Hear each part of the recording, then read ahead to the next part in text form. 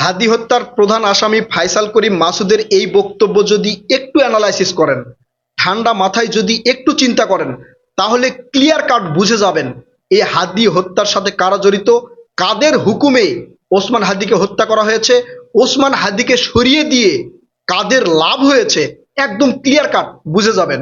একই সাথে বুঝে যাবেন জামাত এনসিপি জোট যদি বাংলাদেশের ক্ষমতায় আসতো তাহলে বাংলাদেশের পরিস্থিতি যে কি ভয়ানক হতো সেটাও ক্লিয়ার কাট বুঝে যাবেন। এখন অনেকে আমাকে প্রশ্ন করবেন যে ভাই, এই ওসমান হাদি হত্যার সাথে জামাত এনসিপি জোট ক্ষমতায় আসার সম্পর্ক কি? জি, সম্পর্ক আছে, একদম ক্লিয়ার কাট বুঝে যাবেন।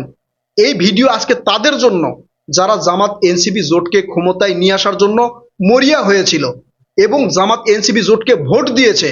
আজকের এই ভিডিও তাদের কাছে শেয়ার করে দিবেন এবং ভিডিওতে লাইক কমেন্ট করবেন। তারা এই ভিডিও দেখার পরে তারা তাদের ভুল বুঝতে পারবে।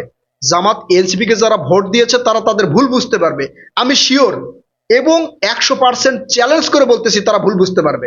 আপনারা ভিডিওতে লাইক কমেন্ট করবেন, একই সাথে ফেসবুকে যারা দেখবেন ভিডিওটা ব্যাপকভাবে ছড়িয়ে দিবেন।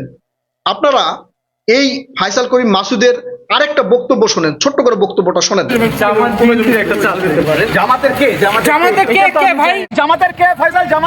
এখানে সাংবাদিকেরা ফাইসাল করিম মাসুদকে প্রশ্ন করেছে যে আপনি কেন হাদিকে হত্যা করলেন? তিনি এখানে উত্তরে বলেছেন যে না, আমি হাদিকে হত্যা করি নাই। তারপরে সাংবাদিকেরা জিজ্ঞাসা করেছে কে তাহলে তাকে হত্যা করেছে? তখন ফাইসাল করিম মাসুদ বলেছেন এর সাথে বিএনপি জামাত যুক্ত থাকতে পারে, এটা বিএনপি জামাতের পরিকল্পনা হতে পারে। চিন্তা করেন, এখানে কিন্তু বিএনপি এবং জামাত দুইজনকেই কিন্তু উল্লেখ করেছে এই ফাইসাল করিম মাসুদ। আর ওখানে যেগুলো মিডিয়া ছিল, ভারতের মিডিয়া এবং আন্তর্জাতিক গণমাধ্যম যারা ছিল, সবাই সেখানে প্রশ্ন করতেছে ভাইজান জামাতের কে, জামাতের কে, জামাতের কে জড়িত? চিন্তা করেন, আবারও বলতেছি, সেখানে ফাইসাল করিম মাসুদ বলেছে বিএনপি জামাতের পরিকল্পনা হতে পারে, কিন্তু মিডিয়া বারবার জামাতকে উল্লেখ করে কথা বলতেছে যে জামাতের কে জড়িত, জামাতের কে জড়িত। তারা চাচ্ছিল যে জামাতের যে কোনো একজনের নাম সেখানে ফাইসাল করিম মাসুদ উল্লেখ করুক। হ্যাঁ, এটাই চাচ্ছিল। এবং এটা চাওয়ার কারণ কি জানেন? এই কারণটা যদি আপনারা বুঝতে পারেন তাহলেই বুঝতে পারবেন যে এইবারের ক্ষমতায় যদি জামাত এনসিপি জোট ক্ষমতায় আসতো, মানে নির্বাচনে যদি জয়ী হয়ে ক্ষমতায় আসতো, তাহলে বাংলাদেশের কি পরিস্থিতি হতো, কি পরিস্থিতি হতে একদম ক্লিয়ার কাট বুঝে যাবেন। দেখেন, জামাতকে আমরা বাংলাদেশের জনগণ অনেকেই ভালোবাসি। তারা ইসলামিক দল পরিচয় দেয়, যদিও তারা পুরোপুরি ইসলামিক দল নয়, পরিচয় দেয়। এই ইসলাম মানে মোনা যারা আছে, বাংলাদেশের ধর্মপ্রাণ মুসলমান যারা আছে, তারা তাদেরকে বিশ্বাস করে কিন্তু ভোট দিয়েছে। কিন্তু তাদের বিশ্বাস করে ভোট দিয়ে যদি তারা ক্ষমতায় আসতো, আন্তর্জাতিক বিশ্বে বাংলাদেশকে জঙ্গি ট্র্যাক দেওয়া হতো, জঙ্গি ট্র্যাক দেওয়া হতো, একদম নিশ্চিত থাকেন জঙ্গি ট্র্যাক দেওয়া হতো। ভারত এই জামাতকে একদম দেখতে পারে না। আর ভারত যে বাংলাদেশকে দেখতে পারে না বা জামাতকে যে দেখতে পারে না, সেটা কিন্তু এই ভিডিওতে আপনারা ক্লিয়ার হয়ে গেলেন। সেখানে বিএনপির নাম উল্লেখ করার পরেও বিএনপির কে জড়িত সাংবাদিকেরা সেই প্রশ্ন করেনি। সাংবাদিকেরা বারবার প্রশ্ন করতেছে জামাতের কে জড়িত। বুঝতে পেরেছেন? এই যে ইসরায়েল এবং ইরান যে যুদ্ধটা চলতেছে, এই যুদ্ধের মধ্যে বাংলাদেশে জ্বালানি সংকট হওয়া শুরু হয়েছিল। আপনারা কিন্তু দেখেছেন শুরু হয়েছিল। ভারত থেকে তেল নিয়ে এসে সেই সংকট থেকে বাংলাদেশ কিন্তু উদ্ধার পেয়েছে। এটার প্রধান কারণ কি? ভারত বাংলাদেশে তেল দেওয়ার কারণ কি জানেন? বিএনপি ক্ষমতায় এসেছে তাই।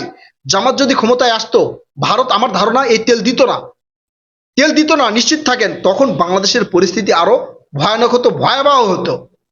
এছাড়াও এই যে ইরান থেকে 1,17,00,000 ব্যারেল তেল বাংলাদেশে কিন্তু আসতেছে, এটাও জামাতের পক্ষে সম্ভব হতো না। এই তেলগুলো বাংলাদেশে নিয়ে আসা সম্ভব হতো না।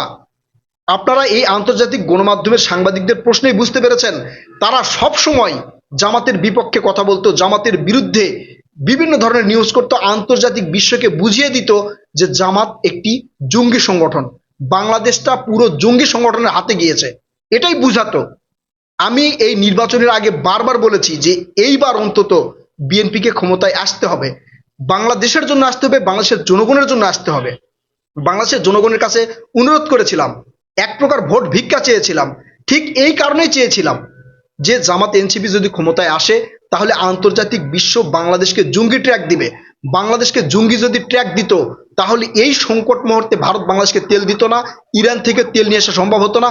পশ্চিমা বিশ্ব এই ভারতের মিডিয়া বা আন্তর্জাতিক গণমাধ্যমের যে সংবাদগুলো তারা বিশ্বাস করত, বিশ্বাস করে বাংলাদেশের সাথে সম্পর্ক রাখতো না। বাংলাদেশে যেই বিনিয়োগ, এই বিনিয়োগ করতো না। বাংলাদেশকে যেই সহযোগিতা তারা করে সেই সহযোগিতা করতো না।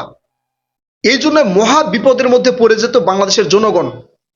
তাই আমি বারবার বলেছি যে ভাই, জামাত এনসিপি ক্ষমতায় আসুক, আমাদের সমস্যা নাই। এই যে 5 বছর ক্ষমতায় থাক বিএনপি, ক্ষমতায় থাকার পরে দেশটাকে একটু সাজিয়ে গুজিয়ে নিই। সাজিয়ে গুজিয়ে নেওয়ার পরে এই বিএনপি যখন বাংলাদেশের জনগণের আশা আকাঙ্ক্ষা পূরণ করতে পারবে না, তখন সামনে নির্বাচনে বাংলাদেশের জনগণ বিএনপিকে ভোট দিবে না। কিন্তু দেশটা তো স্থিতিশীল হবে। তারেক রহমান স্যার দেশটাকে স্থিতিশীল করবে। যদি জনগণের ভালো না লাগে তাহলে বিএনপিকে ভোট দিবে না, জামাত শিবিরকে ভোট দিবে, দিক, সমস্যা নাই। পরবর্তীতে 5 বছরে যখন জামাত শিবির ক্ষমতায় আসবে, তখন যদি আন্তর্জাতিক বিশ্ব বাংলাদেশকে জঙ্গির ট্র্যাগও দেয়, এই যে বাংলাদেশে যে 5 বছর বিএনপি যেটা দিয়ে যাবে, এইটা দিয়েই আগামী 5 বছর ইনশাল্লাহ বাংলাদেশ ভালোভাবে চলবে। ফায়সাল করিম মাসুদের এই বক্তব্য এবং সাংবাদিকদের যে প্রশ্ন, এই প্রশ্নে একবারে এটাই ক্লিয়ার কাট বুঝাই যে জামাত এনসিপি জোট যদি ক্ষমতায় আসতো, তাহলে বাংলাদেশকে জঙ্গি ট্র্যাক দিত আন্তর্জাতিক মিডিয়া, আন্তর্জাতিক মিডিয়া দিত। চিন্তা করেন, সেখানে ফায়সাল করিম মাসুদ বারবার বলছে, কয়েকবার বলছে যে এটা বিএনপি জামাতের পরিকল্পনা হতে পারে। সবগুলো মিডিয়ার সাংবাদিক বিএনপিকে কাটসাট করে শুধু জামাতকে নিয়ে প্রশ্ন করেছে যে জামাতের কে, জামাতের কে। বুঝতে পেরেছেন বিষয়টা? এই জন্যই আমি আপনাদের কাছে অনুরোধ করেছিলাম, হাত পা ধরেছিলাম যে এইবার অন্তত বিএনপিকে ভোট দেওয়া খুবই প্রয়োজন। তারেক রহমান স্যার যদি তার জনগণের আশা আকাঙ্ক্ষা পূরণ করতে না পারে, 5 বছর পরে আপনারা তাকে ভোট দিয়েন না, কিন্তু এইবার বিএনপিকে ক্ষমতায় আনতে হবে।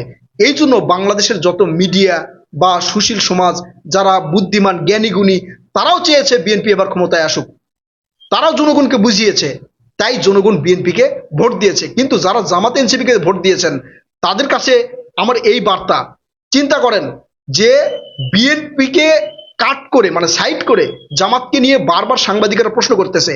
যদি ফায়সাল করিম মাসুদ ওই সময় কোনোভাবে জামাতের কোনো একটা ব্যক্তির কথা উল্লেখ করতো, তাহলে কি অবস্থা হতো? ভবিষ্যতে রিমান্ডে করবে কিনা জানি না, কিন্তু ওই সময় যদি উল্লেখ করতো, আন্তর্জাতিক প্রত্যেকটা গণমাধ্যমে এটাই প্রকাশ হতো যে জামাতের অমুক নেতা এই ফায়সাল করিম মাসুদকে, ওসমান হাদিকে হত্যা করার নির্দেশ দিয়েছে, এটাই আসতো। আর জামাত যদি ক্ষমতায় থাকতো, তখন কি হতো? তখন বলতো এই তো দেখেন ওসমান হাদির এই ঘটনা নিয়েই ক্লিয়ার বোঝা যাচ্ছে যে জামাত জঙ্গি সংগঠন।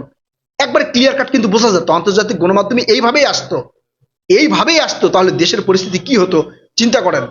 মহান আল্লাহ তাআলা বাংলাদেশের জনগণকে নিজের হাতে বাঁচিয়েছে, বাংলাদেশের জনগণকে আল্লাহ তাআলা নিজের হাতে বাঁচিয়েছে, আলহামদুলিল্লাহ। আমি আপনাদের কাছে অনুরোধ করেছি, আপনারা শুনেছেন, বিভিন্ন জনের অনুরোধ আপনারা শুনেছেন, এবং আপনারা নিজের জ্ঞান থেকেই বুঝতে পেরেছেন যে বিএনপিকে এইবারের ক্ষমতায় নিয়ে আসা কতটা জরুরি। তাই বিএনপি ক্ষমতায় এসেছে। বিএনপি ছাড়া যদি জামাত এনসিপি জোট ক্ষমতায় আসতো, তাহলে এই যে ছোট্ট একটা উদাহরণ, এটা আপনারা হয়তো নর্মাল বা ছোট মনে করতে পারেন, কিন্তু ভাই এটা নর্মাল বা ছোট নয়। আন্তর্জাতিক গণমাধ্যমের নিউজগুলো আন্তর্জাতিক বিশ্ব দেখে। বাংলাদেশের সংবাদ আন্তর্জাতিক বিশ্বের কাছে কিভাবে যায়? আপনার মাধ্যমে, আমার মাধ্যমে যায়? জি না, সংবাদ মাধ্যমের মাধ্যমে যায়। এই সংবাদ মাধ্যমগুলো দেখে আন্তর্জাতিক বিশ্ব বাংলাদেশকে জঙ্গি ট্র্যাক দিত, এবং তার ফল পুরো বাঙালি জাতিকেই ভোগ করতে হতো, পুরো বাংলাদেশের জনগণকেই ভোগ করতে হতো। তারা সহযোগিতা যদি না করতো, তারা যদি জ্বালানি না দেয়, তারা আন্তর্জাতিক বিশ্ব যদি বাংলাদেশের সাথে সম্পর্ক না রাখে, তাহলে বাংলাদেশের জনগণ না খেয়ে মারা যাবে। নিশ্চিত থাকে না খেয়ে মারা যাবে। বাকিটা মহান আল্লাহ তাআলার ইচ্ছা। আপনারা শুধু এই জ্বালানি তেল নিয়ে একটু চিন্তা করেন, জ্বালানি তেল নিয়ে চিন্তা করেন। এখন এই ফায়সাল করিম মাসুদের বক্তব্যে তাহলে কি ক্লিয়ার হলো? এটাতে একদম ক্লিয়ার হলো, ফায়সাল করিম মাসুদ যদি এই ওসমান হাদিকে হত্যা করে থাকে, তাহলে আওয়ামী লীগের নির্দেশে করেছে। কারণ সেখানে তিনি বলেছেন বিএনপি এবং জামাতের পরিকল্পনা হতে পারে।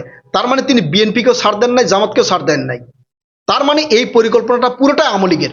প্রিয় কলিজার ভাই বোনেরা, আবারও বলছি, ভিডিওতে লাইক কমেন্ট করবেন, ভিডিওটা যতটুকু পারেন শেয়ার করে দিবেন। কথা হবে নতুন কোনো ভিডিওতে ইনশাল্লাহ। ততক্ষণ পর্যন্ত ভালো থাকবেন। আল্লাহ হাফেজ।